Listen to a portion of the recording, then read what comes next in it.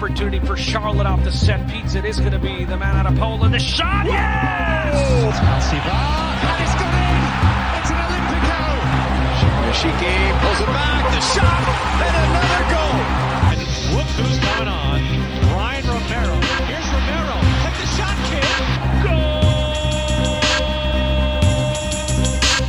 For the city, for the crown. And welcome back, everybody, to the Offsides podcast, the unofficial official podcast of Charlotte FC. I'm your host, Andres Robledo, and as always, I'm joined by my co-host, Pablo Robledo. But Pablo, we've got a special surprise this weekend. We've got two guests, some familiar friends from down in Texas, OSG and German, from the podcast formerly known as Dynalytics. Hopefully I'm getting that right. But guys, how's it going? It's good to catch up with you guys again. Hey, what's up, guys, man? I appreciate the invite again. It's kind of sucks that we're not playing each other this year, but it's always fun to rehash with old guys. And yes, you're correct. It was formerly known as Dynalytics. But Herman, what's up, brother? You here with us? Yes, I am, OSG. Thank y'all so much for inviting us back on. It's a pleasure to speak to y'all after a year. But happy to be back and look forward to talking some footy with you guys. Thank you. Yeah, we're excited to have you guys back on. Yeah, and the feeling's the same. We wish we got to play you guys again and get another, easy 3 points, but I guess we're going to have to work a little bit harder this year. Let's meet in the final. I'd love to see that. But anyways, so you guys have done a little bit of a rebrand. We were talking about it before we hit the record button of you joined a new platform. Let's hear about that, give our listeners the backstory and just tell us what's gone over this past year and the change you guys have made. Yeah, absolutely. So, Diesel's our mascot for the Dynamo, and I've got a friend that lives, of course I live in Austin. Unfortunately, I don't get to live in Houston yet. Herman's up down there in Houston, but I've got a friend here in Austin who's just as big a fan as us. And, his name is Foxtrot, or the Dynamic Foxtrot on Twitter. And he was doing a podcast as well, and he's on YouTube, and he's got a little bit of not a little bit. He's got a bigger platform, bigger outgoing. And, we were just kind of just struggling and fighting through here and there. And just there's so much going on in Houston as far as, podcasts and everybody reporting on the team, unless you're the news or the big networks. They don't report on the Dynamo, unfortunately. There's too many other sports teams going on. But, we decided that, in best for us to when we're trying to grow, and we decided to, I reached out to Foxtrot. He kind of reached out to me, and we just kind of started talking and negotiating. And in the end, we decided to just kind of join Foxtrot TV. If you're looking for it on YouTube, or as the podcast is called, Noodle Time. And during those discussions, of course I have Herman with me, and I was like, man, Herman, Herman's part of it. We need to bring Herman on. So they worked out a deal as well, and they're actually called Dynamico. They do the Spanish version of the podcast, and Noodle Time is the English version. Herman gets to do both since he speaks both languages. I'm just stuck on Noodle Time, but we're having fun with it. But it's a bigger platform and just a bigger move for us, and it just made sense. And we're just going to keep growing and keep putting out there and just keep going 100 miles an hour if we can, man. But it's fun so far. Nice, that's awesome. It sounds very exciting. And it's always good to see you guys get on a bigger platform. I know I enjoyed, re-listening to our episode last year, and you guys have obviously very good at what you guys do and covering the Houston team and making it enjoyable. So congrats on the move, and exciting stuff to hear. Thank you, sir. Appreciate it very much. I know Herman's having fun as well on that side too now, aren't you, Herman? Yeah, it's like you said, we have a good foundation for the population we can reach, but it's really starting from scratch in a sense. Basically because the fan base is English speaking, understandably so. But no, for me it's cool because I've always wanted to do one in Spanish. But at the same time, OSG reeled me back in and, do what we do best, tag team this thing and talk some Dynamo foodie. So for me, like OSG's philosophy is I'm just having fun. I'm just having fun. So same goes for me, and just happy that we have, this freedom, these platforms to do so. So, and made friends like y'all. So for us, it's fun, and hopefully we keep growing slow and steady. Nice. Pablo, any questions or any follow-ups there? I'm glad that you guys are still just having fun with it. I think when Andres and we first started this, and we're just like, hey, we're just doing this for fun. We're not trying to take this pro or make any like money out of it. If it happens, it happens. But it's like, let's just keep in mind that like the base foundation of it is like we're just doing it for fun. And it sounds like that's what you guys are still, holding your roots there. It doesn't sound like it's like something that you guys aren't having a good time with anymore. I'm interested in to know, have you heard any feedback on your base fans of the Switch? Positive, negatives, any feedback at all? Well, yeah, and that's kind of funny you asked that because last year doing part of Dynalytics, we recovered all three teams. We covered our next pro team, Dynados. We covered the Dynamo, and we covered the Houston Dash, our NWSL team. And during the week, like obviously y'all know, we would reach out to our opponents and be like, "Hey, do y'all you wanna do a collab and chit chat?" And so a couple people reached out and said, "Hey, are y'all still doing the interviews this year?" And it kind of, I was like, nah, man, I don't know. We're still kind of jumping into the new network where, we got a new boss and per se, and we're trying to figure it out. But at the same time, we decided, yes, we're going to continue it. So our show's called Noodle Time now, and we've decided that we're doing something called instant ramen, and it's pretty much. I know last year we kept y'all for like an hour and a half chit chatting with y'all, but so we're doing instant ramen now. We're trying to break it down into 30-minute segments where we reach out to our opponent. And tonight, right before we jumped on with y'all, we're playing San Jose this week, and we reached out to Fabian Renkel and had a quick interview with him prior to y'all's show tonight. So that was kind of what was the only thing that was missing from our base fans, and they followed us over.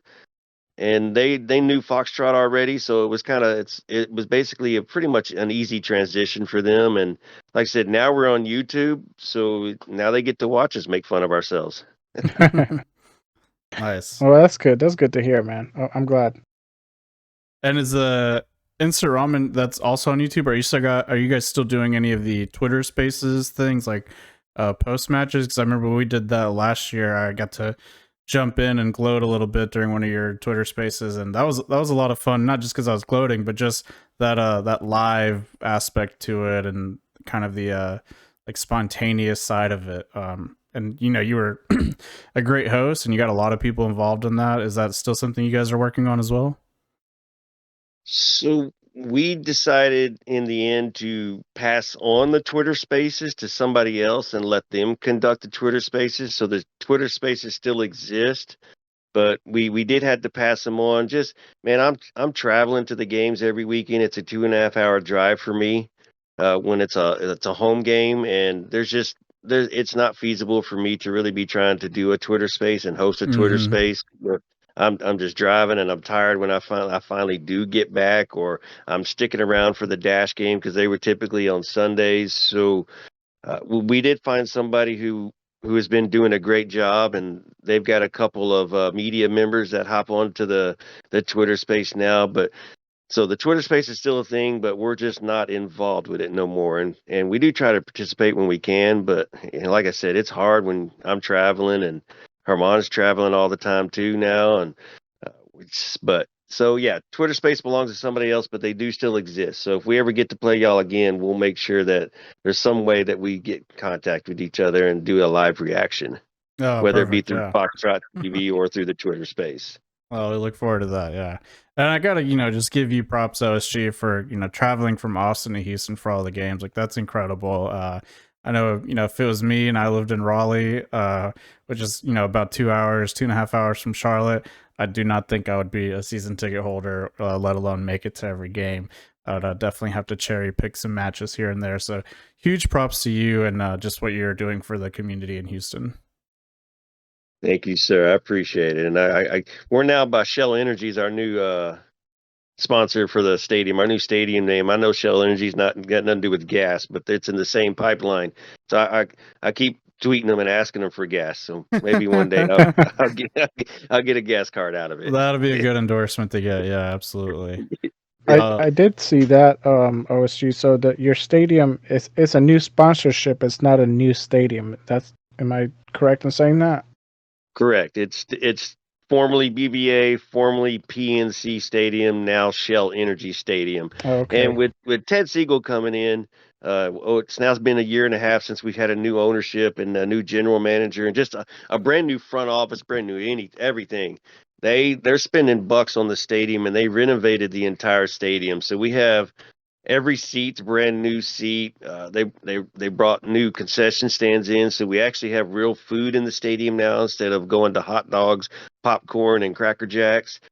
They did some special things, and and the team's been changing as much as the stadium's been changing. So we're very happy that Ted Siegel has taken over the team and what he's doing because he's making us think he's staying for the long term. He's not here just to build a pretty house and then take off on us.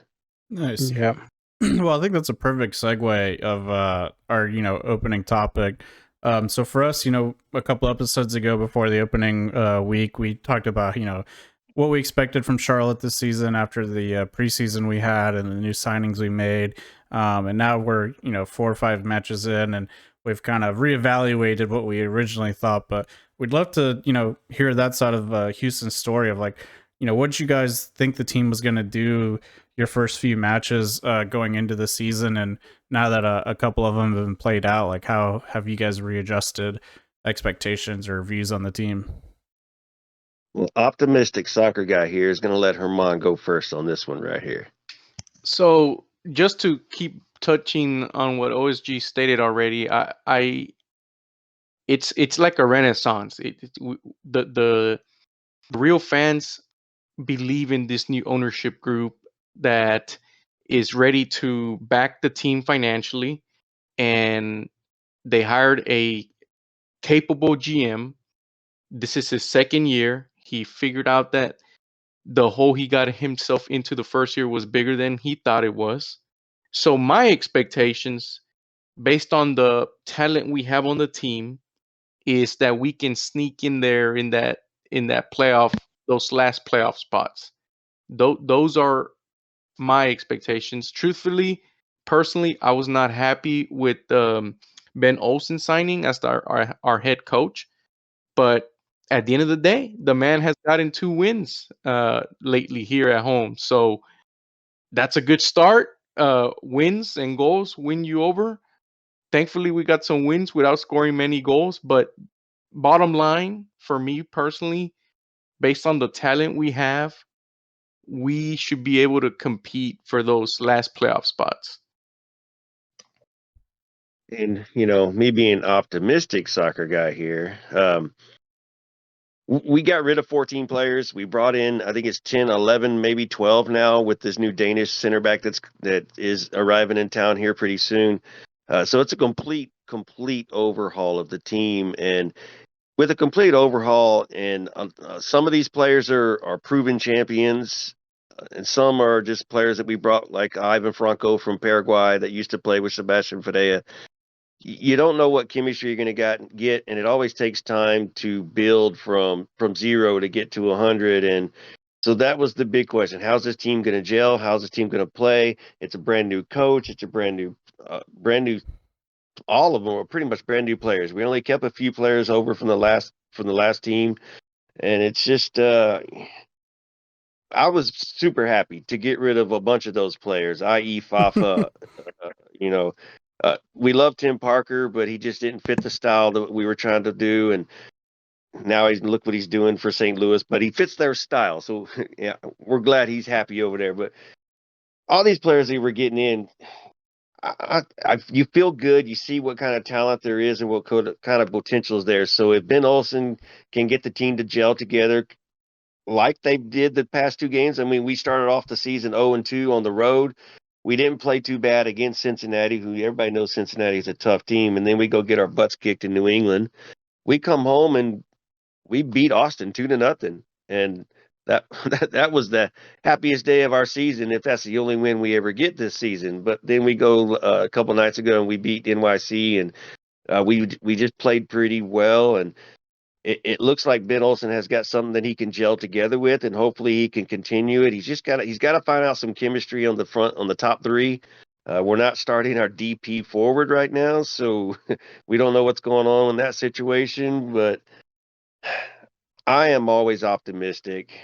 I keep it real at the same time. So Herman's probably right on the nose in that 6 to 7 to 8 to 9 range, where we're pushing for the playoffs in the final days, and maybe we can sneak in, or maybe we secure a spot and just fight for that best of 3 and surprise somebody. Nice. So speaking of DPs and some of the front 3 chemistry, I think that resonates with a lot of Charlotte FC fans. Pablo, I think you had some questions regarding DPs for them. You want to go ahead and launch into that? Yeah, I just kind of so the whole reason we kind of wanted to bring you guys in is just so our fans, the Charlotte listeners out there, could kind of hear from another team and some of the struggles that they've gone through, and realize that it's not just Charlotte struggles. It's league bound. It's around the league. So some of the things that we struggled here in the beginning is our DP's kind of lack of performance. I know Serdursky is our main DP. We got Jozwiak, both Polish players. He's another DP. And then Capetti, we just got him out of the Argentina club this past off season. Now he's doing well. He's got 2 goals so far this season. We're struggling to kind of just get goals in, period, this season. But out of DPs, we hold them to a higher expectation. Their bar is set higher. Serdursky, he hasn't had a goal or he's got an assist, but he hasn't had a goal. And then Jozwiak hasn't really performed well that much. So my question to you guys is, out of your DP, I think your main one was Hector, maybe last year towards the end of the season. Yeah. How's y'all's DP doing this season in comparison to how you thought they were going to be doing? So with Hector, last year he came on during the summer, and I think he played maybe 5 games total with us. We're going to call it pretending to be hurt. He wanted to get ready for the World Cup. He wasn't very involved, so we were very disappointed in what we got out of him last year, and for everything that he was saying he was coming in to do. Now we start this year, and 4 games in, of course we had a bye already, so 4 games in, everybody, I mean, it's going to be hard to find somebody who's not happy with Hector Herrera's performances right now. He is playing out of his mind. He's playing like the guy that we thought we were getting from Atletico. He scored his first MLS goal against Austin to get that game to 2-0 in the final minutes and just put that game away. So Hector Herrera, we are very happy with, and we hope that his performance can continue throughout the season. And he's looking really good right now, and I'm sure Herman can back me up on that. I can back you up, but I can also give a spicy take. Oh, let's hear it. Do tell. Performance-wise, he has solidified the midfield. He's like a piece that can bring stability and can let you control the game. That's why I feel we're in every game, truthfully. And we signed Arthur that can make a CDM from Columbus Crew that can kind of stay back and let Hector Herrera go forward a little bit. Because when you think DP, and you touched on it on your question, you have high expectations. And we live in a world nowadays where if you don't score goals, you're not justifying what you bring to the table or how much you're being paid. The spicy take is this. for what Hector brings to the field, I'm confident that we have players on the roster that can bring the same thing. For example, we have Coco, which is our Panamanian international. I feel that if you swap him with Hector and you have Brooklyn Reigns, the production is not going to fall off massively. You know, they can still give you the very similar production. That's my personal take. But the importance of the signing is more of what it symbolizes.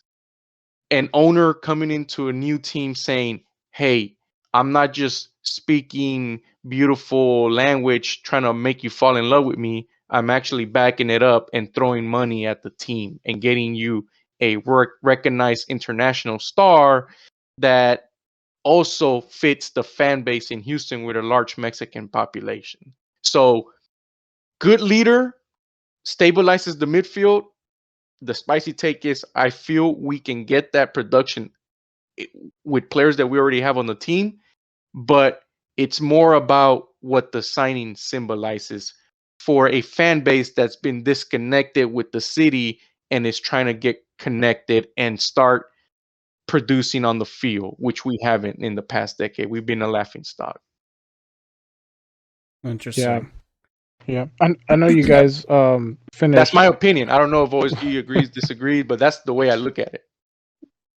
No, bro, that is spicy just because of Charlotte. I'm sure y'all obviously not watching Dynamo games obviously the way we are and paying attention or you see the highlights as much. But Hector Herrera is just involved in every aspect of the game right now, and he has become the captain and the leader that we expected him to come. And the game is going through Hector Herrera, and he's taken all the free kicks, he's taken all the corner kicks. And just how confident he looks when he's on the ball, and the control that he has, and the vision that he has, and and Herman Relief, saying, a outlet for center backs trying to play out the back, just being involved. And like you said, he takes set pieces, every set piece, and gives you good quality crosses. So yeah, badass player for sure, no doubt. But like I said, I feel like the symbol, is more powerful in this one. I feel I'll finish with it. He's playing to his DP status right now. right now, yes. When he That's got here good. originally, no. I could understand him trying to save up for the World Cup. Mhm. Unfortunate how Mexico ended. We never even got to see that away jersey, which I think a lot of people were disappointed in that.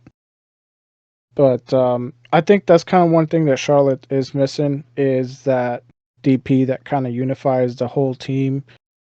With Swiderski and I would even say Capetti, I don't think they're exactly it. I think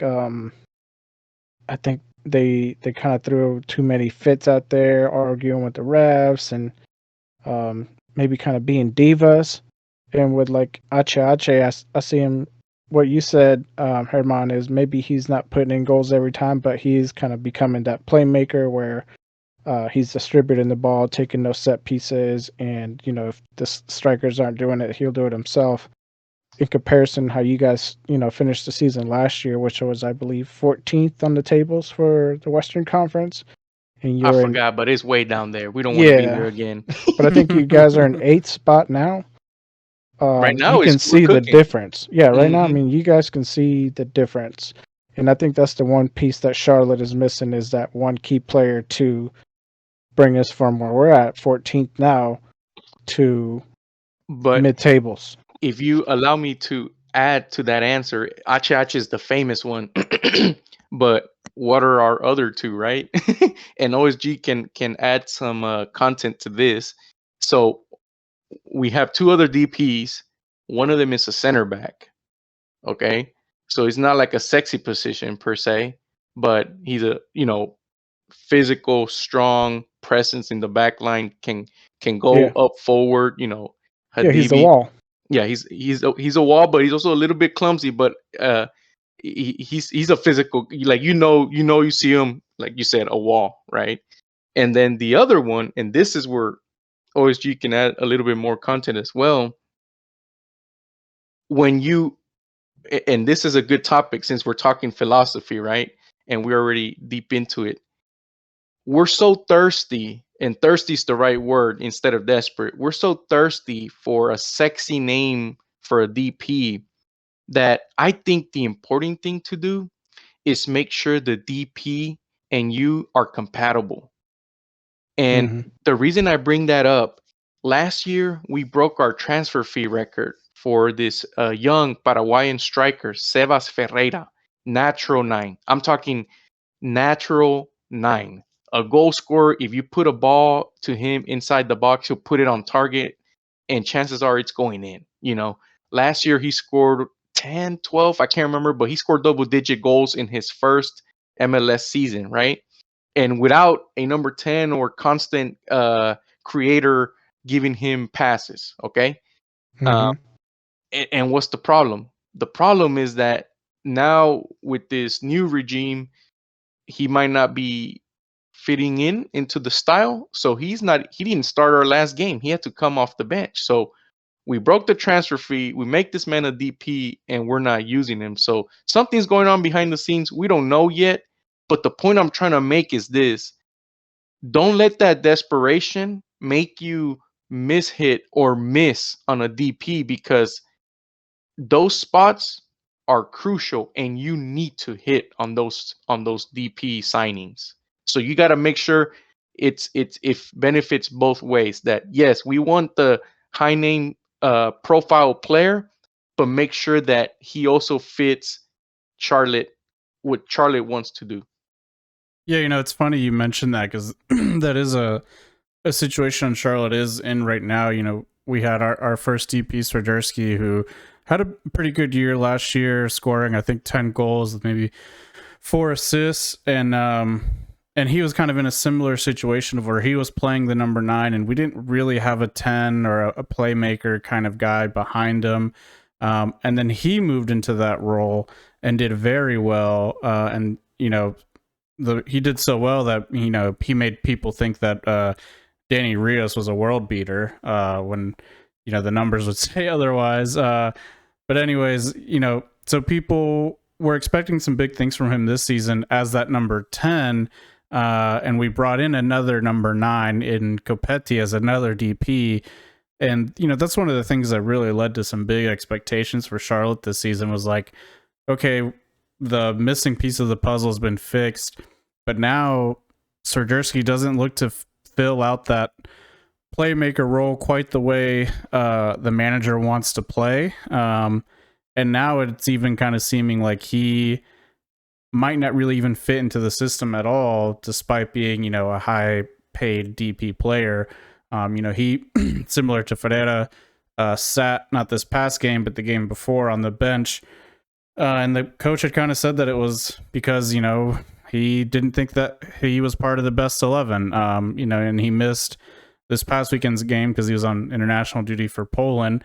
And this was something I'd mentioned after the very first game, because he got moved from the number 10 position to the right wing position and then taken off. And then he started at the right wing and hasn't looked great out there. And it's just kind of like, we had big expectations for this guy, but now he kind of doesn't really fit in anywhere. And the places he has been moved around, similar to how you had said for Herrera, like there's other guys on the bench that could give you that same production. We're kind of running into that same thing where, like, we have better right wingers on the bench than Swiderski's been playing. We've got better number 8s and number 10s and what he can play in those roles. And Copetti, in my eyes, is a much more natural and better number 9. So it's like, what do you do with this guy that you've paid all this money for and have kind of tried to make the face of the club? And again, the other issue with Swiderski is he doesn't win over a lot of fans from his on-field antics. He throws a lot of tantrums. He's definitely not like a guy that is inspiring the team to, play around him or anything like that. So it's kind of interesting that you guys mentioned that, you break the transfer fee record for your team and then you got a guy sitting on the bench. Charlotte is in a very similar situation. Would you agree with that, Pablo, or am I a little off? No, I 100% agree. Looking at Swiderski's stats from last season, He ended with the 10 goals and 6 assists. Played just about all the games that there were to play, with the exception when he had to go away on international duty, which is why he also missed this past Saturday. But Swiderski probably didn't have a hot start until like game 5 or 4 or 5, somewhere in that, which is what we're in now. But like you said, it's like, he doesn't fit in behind Capetti, and he doesn't seem to fit in on the right side. So it's like, where else can you put him? Because our other DP, they try to put him on that left side, but he doesn't seem to kind of fit there. So now we got these two DPs, just both from Poland, and it's like, where do you put him with this system that, when they're not playing and the players that they do put in, the team is producing. The team is getting, the midfield is connecting, and shots are getting put on goal. But when they're in, it's like all we seem to do is just kind of run down the sides and cross it and hope for like a 50-50 ball where it's like, it's okay every now and then, but you can't make it 100% your game plan. Yeah. Yeah, that's been the other frustrating thing for Charlotte FC fans is not to only miss hit on one DP, but two DPs. And just, Right. Swiderski's kind of gotten more of a pass just because he did have a good last season, but Yazviak came in with some pretty high expectations because of the DP tag and has not lived up to it at all, really. I think he has 1 or 2 assists over his whole Charlotte FC career. And as someone who, we thought was going to be this explosive, like goal scorer and goal creating winger, has just been someone who gets into good spots, but just always makes the wrong decision when he gets there. Either loses the ball, holds on to it too long, plays a poor pass, or has even just dribbled it straight out of bounds. So it's been very frustrating to see that from both DPs underperforming, but having guys come off the bench and outperform them, it does kind of raise interesting questions of like, what do you do if this continues? Do you move on? You have them hit the transfer market and re-roll the dice on 2 new ones, or what? So interesting to see that you guys have had some similar situations like that. And with us, Sebastian today, he's been benched the last 3 games. He started the first game of the season, has been benched the last 3 friggin' games for a guy named Corey friggin' Baird, and I don't. It's not because of the lack of performance, because he only played 1 full game against Cincinnati. It's according to what Ben Olsen is saying, and what we're kind of figuring out is the gameplay and the style that Ben Olsen wants to put Houston in and perform with against our opponents. It just does not fit this target striker that Sebastian Fadea is, and which means he's not involved in the game. So it's like we're playing with 10 men. That they want to play counterattack, a little possession, counterattacking, over the top football, and he wants his 9 to be more defensive than what Sebastian Fadea is. So he's Corey Baird comes back and helps out on the defense a lot more than the other guy. And then Corey Baird's actually got a little bit of speed on him, so he's trying to make these runs over the top, even though he's contagious like Fafa was, and he's been off sides for most of those runs. It is curious to Houston, and we didn't expect him to not start this last game. We were surprised by that one as well. But if it does continue, we're very curious as to what we're going to do, and if we do find an option to fill in for him, then yes. From what Pat Onstad and Ted Siegel and Asher Mendelson has done, our technical director, they can go out and get players, and they can go out and bring somebody else in. They just got to hit on that target and go find the player that Ben Olsen really wants, that fits his style. And then we just got to find a way that we can get rid of Sebastian Fadea, whether it be trade him within the MLS, or we allow someone to transfer for him, and we just got to take a cut on that money. But it's it's very interesting and intriguing. This is your owner and your GM just going to have to make a move at some point, or it's up to the players. They're going to have to figure it out. I.e., Sebastian Fadea, he has to change his game than what he's used to playing, and figure out, hey, and he's been humble.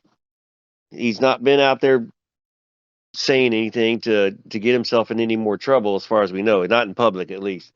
So he's just gonna have to figure out how to play the game a little bit different and adjust to the style that we want to play, and so he can get back in there, because we know he's a threat. We just got to be able to find a way to get him involved in the game and involved in the team. So very, very interesting on both sides, from Charlotte and from Houston.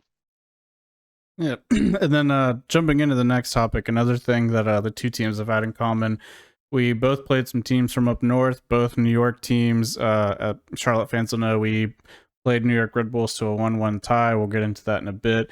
But you guys had the fun of beating New York City FC. Let's jump into that a bit. What were your guys' expectations going into the game? What were some of your predictions, and how did that play out compared to how the match actually ended up going? Well, man, home game after beating Austin at home the week before. New York, we didn't look too hot. Kind of looked, they're kind of playing iffy. So I think we were kind of hoping for a draw and having we wanted to play more competitive and be a competitive team, and just go out there and play well. So taking a loss would have killed our hopes and dreams, because then that just would have put us in a 1-3 mark to start the season. But starting off the season, we lost our 2 away games. We beat Austin, so we had to come in here. We had to play well, and New York is a tough team, and they do work well together. But Saturday, man, it was our defense shut down New York and did not allow them to threaten us at all. They didn't take no real shots on goal. And as Herman pointed out earlier, with Hector Herrera controlling that midfield, Arthur being a great CDM right now, and then Brooklyn Reigns getting his first MLS start and covering for Coco while he was out on international duty. They locked down the middle of the field, and it was just kind of a back and forth battle. We had a few more shots, a few more opportunities than New York, but nothing on our end that was dangerous. And that's kind of our Achilles heel right now with Houston, was we just can't finish that final third and put something in the back of the net. Our only goal came off a penalty kick. Hector Herrera was fouled in the box, and VAR had to be used, and they went and decided for a penalty kick, and Amin Bassi scored the penalty kick. But it was we only brought 13,000 fans, which I know y'all don't know what that number even means, but y'all bring in 62,000 fans to a game. But back to the old Houston ways. But we were kind of expecting a draw, but hoping for a win, at least from my eyes. Herman can jump in here in a second and give his kind of take on it. But we're definitely happy with the win. And it pushes us forward as we go back onto the road and play San Jose this coming weekend, who we beat both times last year. And we know San Jose's a threat, and they're a different team. They got a different coach as well. So it's very curious. But we were just happy to beat New York. We were able to. I mean, Magno, who's kind of like their star forward right now, and they have a great midfield.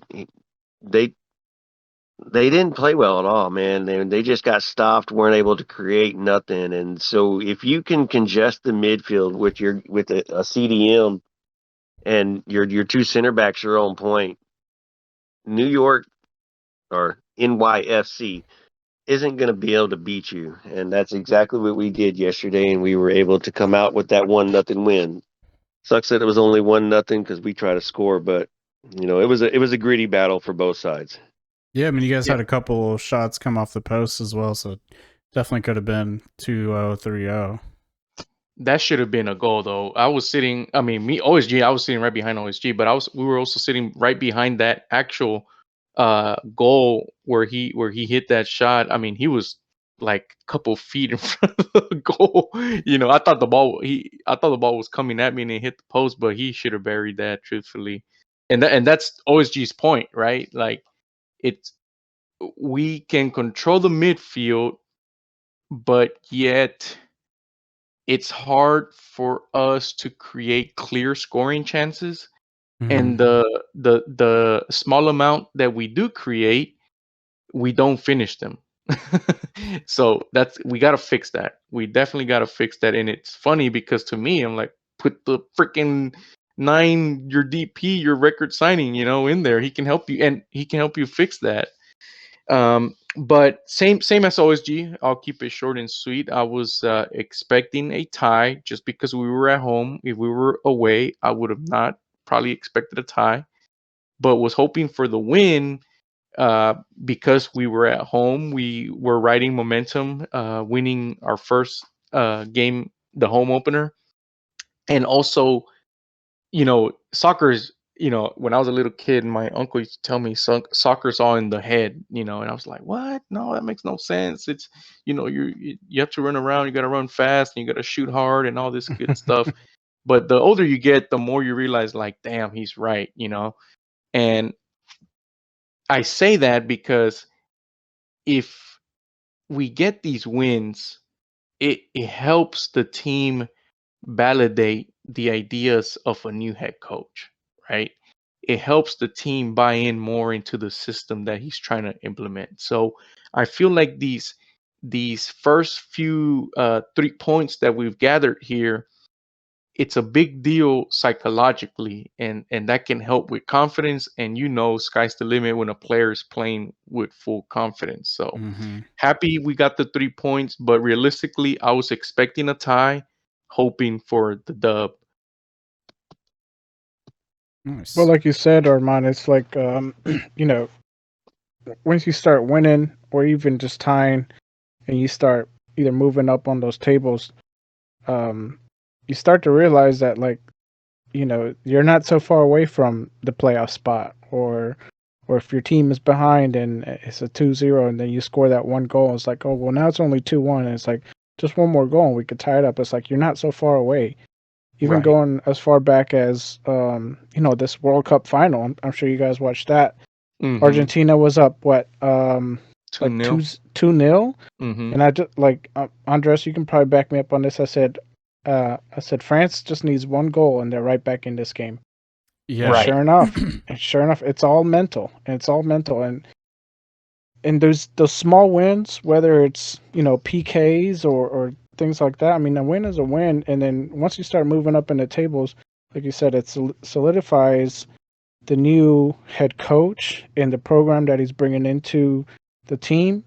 It unifies the players and the staff, and then it also unifies the fan base. Right. Then they can everybody is on. It's like herd mentality. It's like one goal. This is what we're trying to achieve, and you Right. don't want people like going up against you, questioning your formation, questioning your lineups, things like that.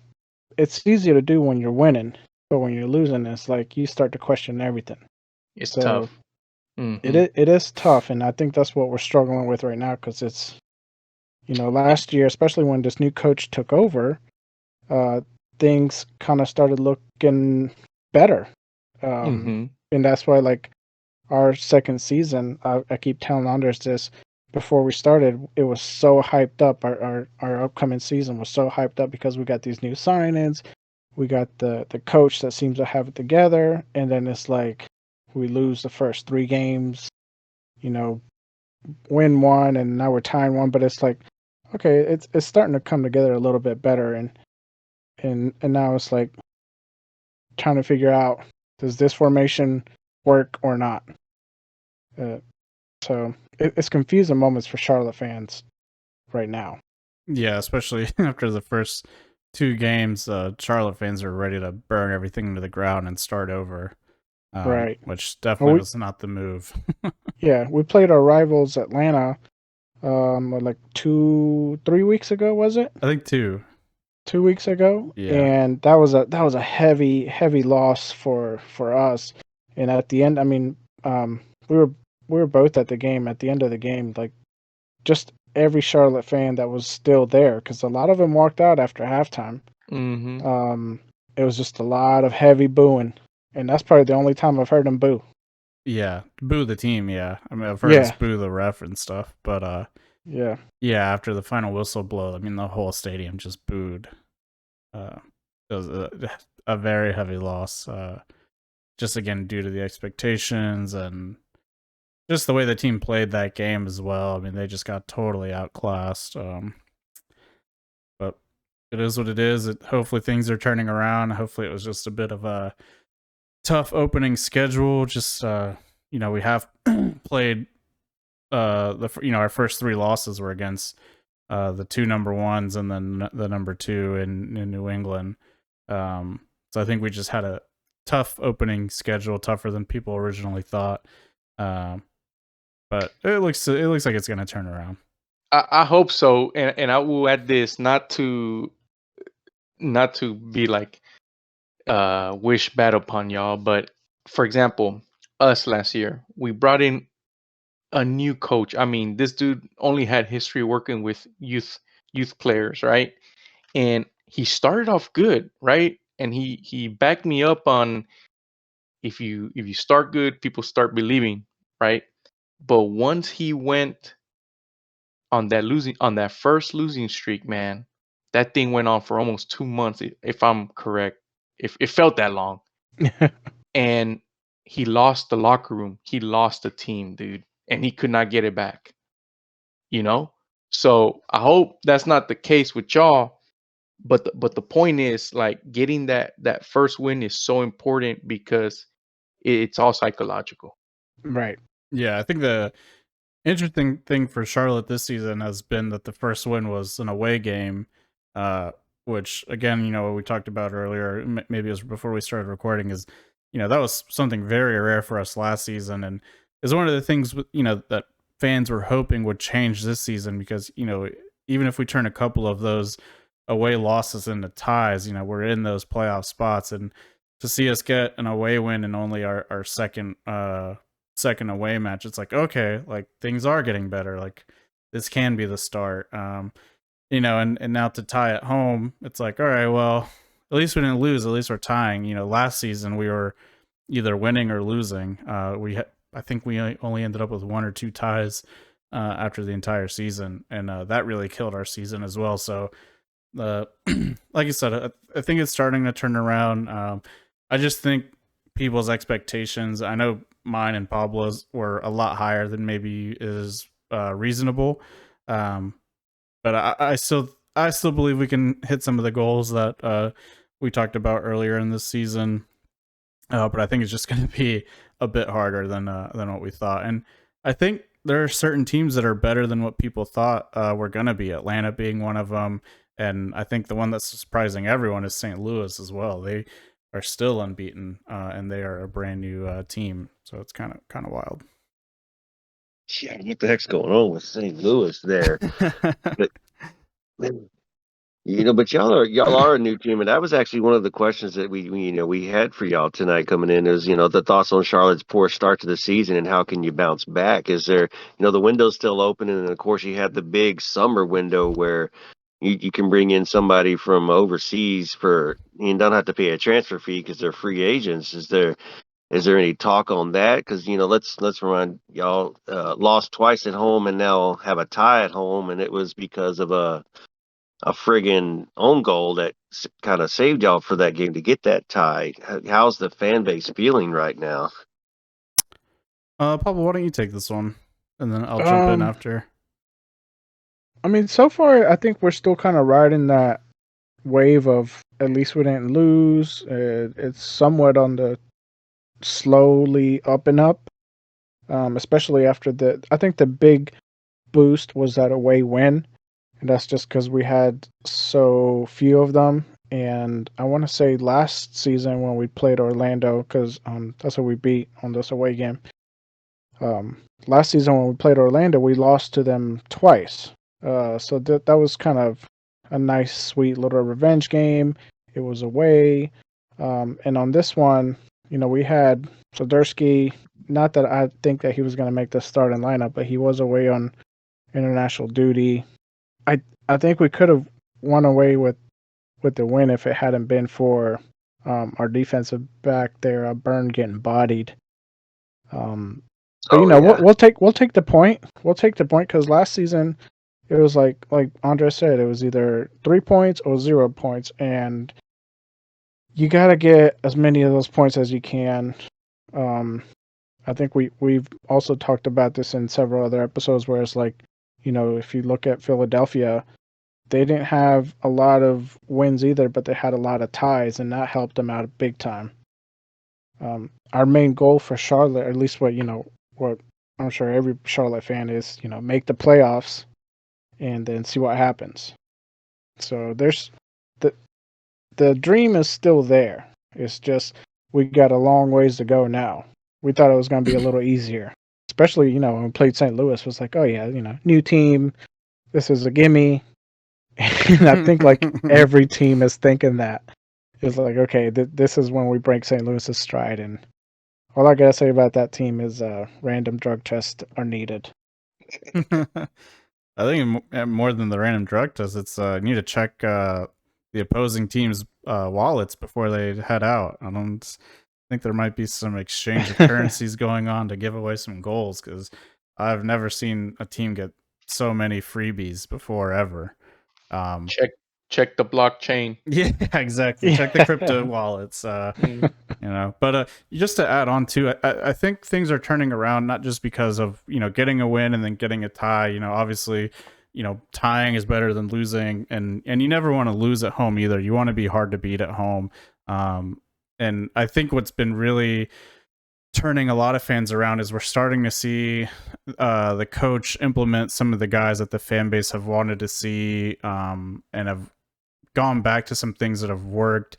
One specifically was Brant Bronico, who I would say he didn't have his best game this past weekend, but earlier in the season he looked very good as like the number 8, and all of last season he looked pretty decent as like our number 6, but then all of a sudden he was thrown out to play left back, even though we have 2 left backs on the right back. No, left back. Yeah, sorry, left back. But it was just kind of an odd thing to see him get thrown out there, and he wasn't terrible, but I think he was missed in the midfield, and it was just kind of like a weird experiment to try. And then this past weekend, and I believe also in the game against Orlando, we saw him go back to his more natural position at the number 8, and he did, against Orlando, he did very well getting forward. This past game, he did all right. I don't think he played his best. But then we've, have been putting our natural defenders back on the back line. We've some of the guys who have been coming off the bench and having an impact right away, like Kerwin Vargas, Nuno Santos, got their first starts this past weekend. Vargas started in the game against Orlando and got his first MLS goal. So it's those little things that I think are giving fans hope again and turning things around of like, okay, like the stuff we're seeing, the coach is seeing and implementing as well. And he's clearly like figuring things out. He's experimenting. He's, trying to put out what works, and it seems to be slowly getting along there. I think, last weekend was just a little unfortunate that we had a center back be injured, and we had to kind of make do with Byrne, who's a more natural right back and kind of a smaller guy to be playing that center back position. Having to kind of make shift and play center back, and he actually had a pretty good game besides giving up the 1 goal. And then he had a couple of saves there too. I mean, yeah, it's just that 1 goal that he gave up overshadows all the hard work he did. Yeah, and then we've also have been trying out new goalkeepers. We've got a new like center back pairing as well due to the passing of Anton Walks, which has also been heavy on the team. So the team's going through a bunch of different challenges, which I think has not helped some of the expectations, but I do think it is turning around. And we're figuring out our best 11 too. I think that's the big thing, is like who we thought was going to be our best 11 has not been it. And now the players that we have seen come off the bench again and have impact are starting to get into that starting 11. And you've noticed some of the changes, like, creating a bit better chances, scoring goals, or at least forcing some own goals.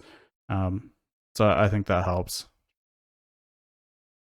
For us Dynamo fans, we're curious to hear how Derek Jones is doing for y'all. Oh, he's amazing. Yeah, And he put a body on New York Red Bull this past Saturday. I mean, he almost took a guy's head off, which I love to Oh see. yeah, I did see that in the highlights. Yeah. Yeah, it's like he's got more minutes towards the end of last season, and he's getting a lot more starts this season. And Andres just kind of briefly touched on that. It's like the coach that we have now is, he started the season off with what he thought was, what everybody thought was the perfect lineup for the Charlotte roster that we have. But he's seen that it's not working, and he's making the changes to experiment and to kind of fix where the weaknesses are. And if he sees something that's working, he seems to keep it, whether it's a person that had like a player that has a lot of stars or fame behind his name, or just somebody that nobody knows. But like, if he's producing, that player is staying on. And I think that's something that a lot of the fans respect and yeah. applaud this coach for doing. He doesn't give into that pressure. It's like, well, you got this star player, even though he's not producing, he should be playing. He doesn't do that. It's like, if you're not producing, you're not playing. So Yeah, and Derek we Jones like that. And Derek Jones is producing. Yeah, I was going to say he's kind of like a prime example of that, of where, he wasn't getting a lot of playing time when we first brought him over. And then Latanzio gave him his chances. He played very well. He's exactly what I like to see out of a CDM, just calm, cool, physical, like makes good decisions on the ball. He makes it look very effortlessly, and he can, find the right pass, or and if it's not there, he's also not afraid to just take the ball up into space himself. But one of the, again, like kind of the experimentations that the coach was trying this season was, Derek Jones fell out of the starting lineup at the beginning of the season, kind of out of nowhere, because he had a good preseason. He'd even been playing some center back at preseason. So we thought he was going to be in that starting lineup, especially since he was in it at the end of the season, and was kind of dropped. And, when things weren't going the team's way, he got put back on the field, and now he's starting again. And I expect him to be, a permanent piece of that starting 11. I will say, I do think some fans think that he isn't trying out there, just because he does make everything look so effortlessly. Like even when he's, running back, it looks like he's jogging, but his strides are just so long. And he's keeping up with everyone. I think a lot of people would think like, oh, this guy's like half-assing it out here, like drop him. But I think to a lot of like the untrained eye, you might not see the good things he does, but I think he's a very, very good player. That's good news. We definitely miss him on our end, but we're happy he's out there doing well for y'all, or attempting to do well, and getting his time and his effort that he deserves, man. That's good news. Yeah, if you have any more guys like him, feel free to send them over. Hey, well, Sebastian Fidea might be up for grabs pretty soon. I don't know. let's not think about that right now. I know a couple Polish guys you could have. Yeah, we can make some kind of trade happen for sure. Just do a switcheroo. I mean, one of your guys might fit our style, and Sebastian Fidea might fit y'all's style. So it could be a win for win. I also saw that Bender was on the bench for y'all's last game. Is that where he's been, or what's going on with him? Because I thought he played pretty well for y'all last season, coming out of his rookie year. He did originally, and I think it was just because of the way the original manager was playing, and he was very like hands off, and he kind of had like his guys that he liked to play, and Bender was one of those guys. So I think, early on, Bender got a lot of opportunities and did very well with them. I think he was third highest in goals last season, and maybe second in assists for us. I think he had maybe 4 or 5 goals and 4 or 5 assists. So a good output, especially for a rookie. But I think he, compared to the midfielders we have now, especially with bringing in Derek Jones and bringing in Ashley Westwood and Nuno Santos, I think it's just been harder for him to crack into the first 11 because he he makes a lot of little mistakes. Like sometimes when he receives the ball, it just pounces off his foot and kind of pops into the air. Doesn't always make like the right decision of like when to pass it to someone. And I think also a big thing is his physicality too. He, especially in this Red Bulls match, I felt like he just kind of looked like a kid amongst men out there, and got, bullied a little bit every now and then. And it's one of those things where you don't want an offensive player to go through that or be that like kind of weak link. So I think he's just, with the additions that we've brought into the team, he's just had a hard time finding playing time. What do you think, Pablo? No, I halfway agree with you on the fact that, with the production that Ben Bender gave last season, I think there's a lot of raw talent that just needs to be developed there. We saw a couple of goals, couple of assists early on from him, and then the new manager takes over and we see less and less of Ben Bender. I agree with you on the physicality part. I think he just needs to put on a couple, some more muscle weight, just kind of body guys out there. But that's if you want to play him in like a center midfield role. I could see Ben Bender also working as like the right winger, or even on the left side too. But again, his touch is not always there, and sometimes his indecisiveness cost him, opportunities. But I want to see him get more minutes. I feel like he has not gotten the minutes that he should be getting. But in our roster, there's so many midfield players to choose from that I think is just he's getting overshadowed. Yeah, and just to add on to that too, I think like the minutes he has gotten, he hasn't done anything like too impressive. And then again, it's just, he kind of plays that number 8 spot, and it's just tough right now for him to get minutes, even without, producing or impressing, because we brought in Ashley Westwood, who's now the captain as a number 8, who's a Premier League midfielder. So, I mean, that's always going to be tough to try to earn a spot from that guy.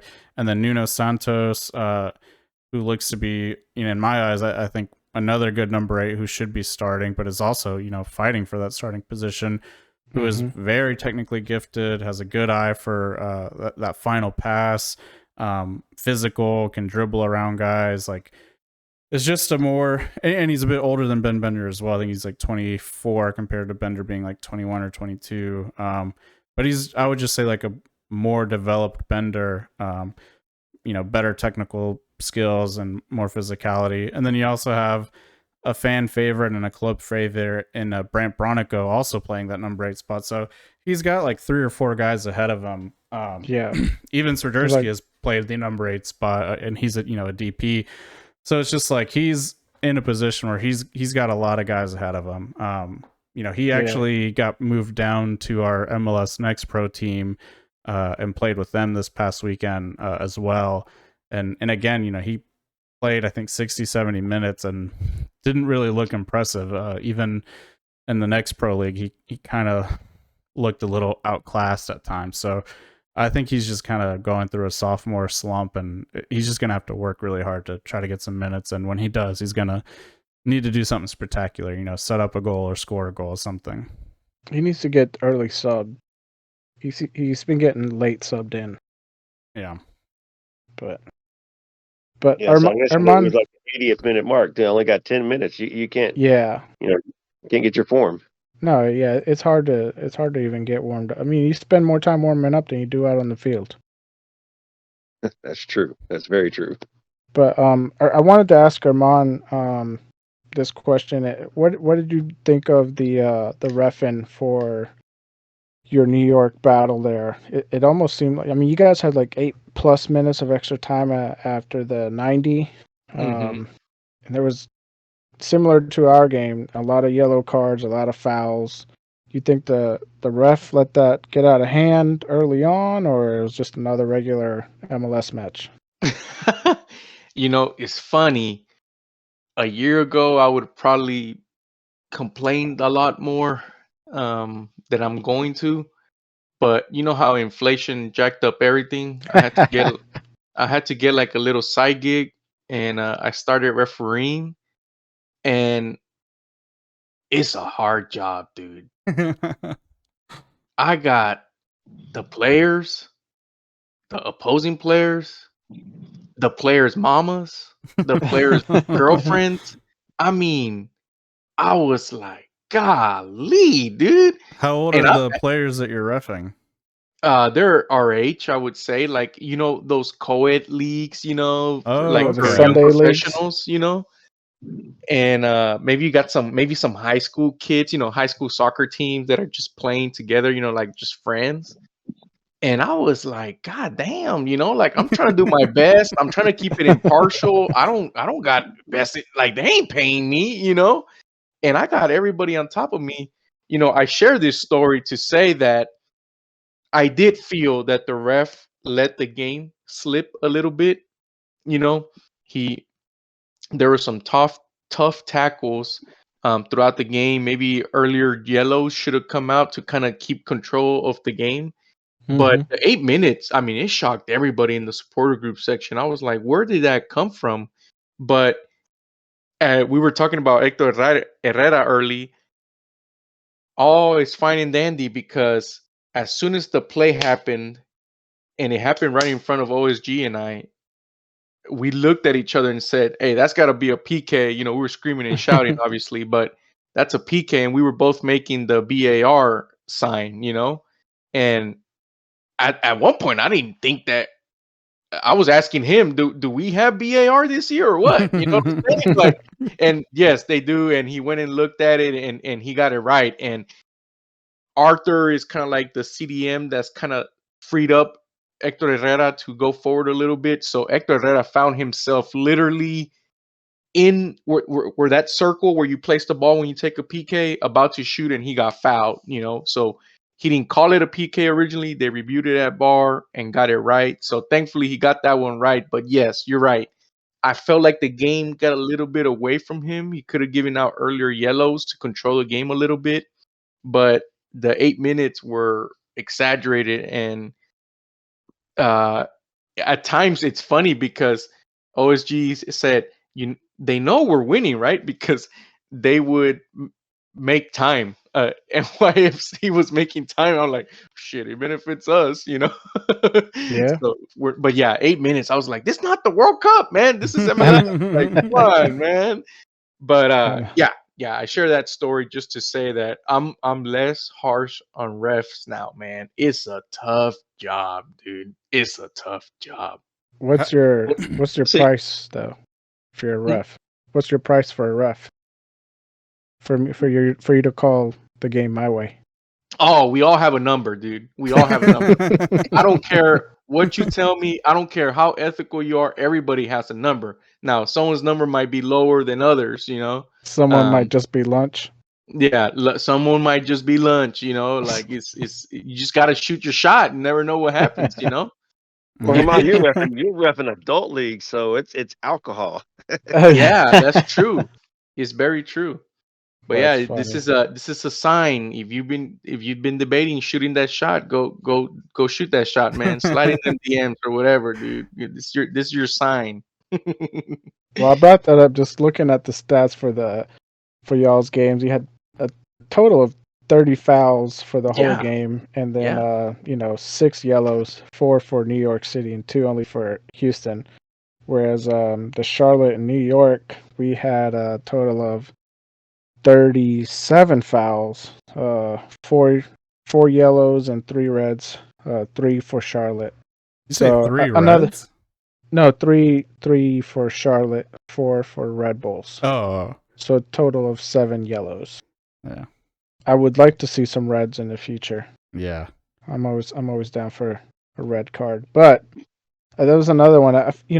Andres and I both said it. It was like New York is kind of like one of these low key rival teams for us, where like for some reason we just don't like New York teams. It's always a physical game, and we kind of predicted this was going to be a physical game, which is probably like why Bender got put in so late. But yeah, it's like the ref kind of just let this get out of hand quick, and it seems to be a trend in MLS refs from what I can see. Yeah. At the same time, it is. I've refereed for over 20 years. I haven't refereed recently just because I don't mind refereeing. I just can't stand like her mom was saying, the crap you take from the players, from the coaches, from the parents on the sideline. If you're reffing youth, it's to me in the end, it wasn't worth it for me to go out there and do that. I was doing something I enjoyed, but I wasn't enjoying the ref in the game. But professionals, man, just you see like the antics and the way they rush up to the ref, and the general hospital soap opera that they perform every time someone touches them or doesn't touch them. And it's it's got to be so hard as a referee if you're just to pass your judgment on a call, because no matter what call you make, there's 11 players in a full stadium or half a full stadium that's going to be against you, no matter which call it is or which way it is or which team it is. And it's the refs just need to focus on have a consistent game, and what they call for you is what they're going to call for us, and vice versa. And that's where I think you're missing a lot of is you feel like the refs calling the game against you and then calling the game for them, and it's just not very consistent. And that's where the difference is. And you just wish there would be more consistency. Yeah, And you touched on a point. It's funny because, and y'all correct me if I'm wrong, but I know they teach this at La Masia because you see it in every Barca game. But when the referee in our game went to look at the monitor for VAR, literally like half the New York team was like huddling behind the ref, trying to influence him, or or plead their case, But at La Masia, any call, boom, it's like 5 Barca players surrounding the ref, kind of creating that peer pressure, and so yeah, it's tough. They're human. That's why at the end of the day, I'm in favor of VAR. Granted, it can be improved. They need to make it more seamless. We all agree with that. But at the end of the day, for a human, it's good to have that assistance from somebody upstairs that can tell them, "Hey, go have a look at this one," or help them out when they need the hand. yeah, Yeah, agreed. just to add on that, Pablo and I, we also both did, youth reffing, and I had my fair share of just annoying parents. But I can't imagine, at Bank of America Stadium, we're averaging 33,000 fans, and let me tell you, when things don't go our way, like that stadium gets very loud with the chant, "Ref, you suck, ref, you suck." It is very, very loud. So I do sometimes, feel for them when they have to go through that. But at the same time, hey, you better, start calling things our way when you come to a Bank of America. Yeah. Just buy them lunch the next day. Yeah, I'm gonna have to start hitting some DMs. Yeah. I got 2 little girls, and that's their favorite chant when we go to games. So That's good. we're slightly over an hour, so we're gonna start wrapping this up. The last thing I did want to talk about, and this is kind of specifically for Charlotte FC fans, is our debut of our MLS Next Pro team, Crown Legacy FC. We played against Huntsville, which is Nashville's MLS Next Pro team. Couple of quick notes I just wanted to get out there. It was a very young team. We had 9 players from our Charlotte FC roster played down. That being said, the only 3 that really get any playing time is Bender, Sobozinski, and Hagart.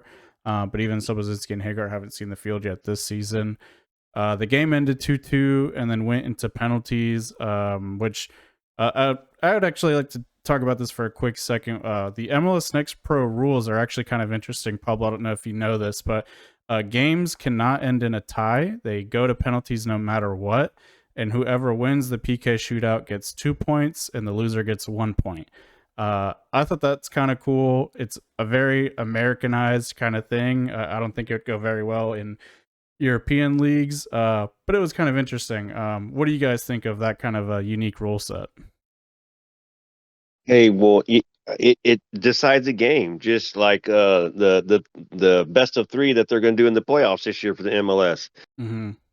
You can't end in a draw. They're going straight to PKs if the game is drawn and the winner gets the points, and the loser just takes the 1 point. So yeah, none of this aggregate BS. I don't know. I don't like the aggregate.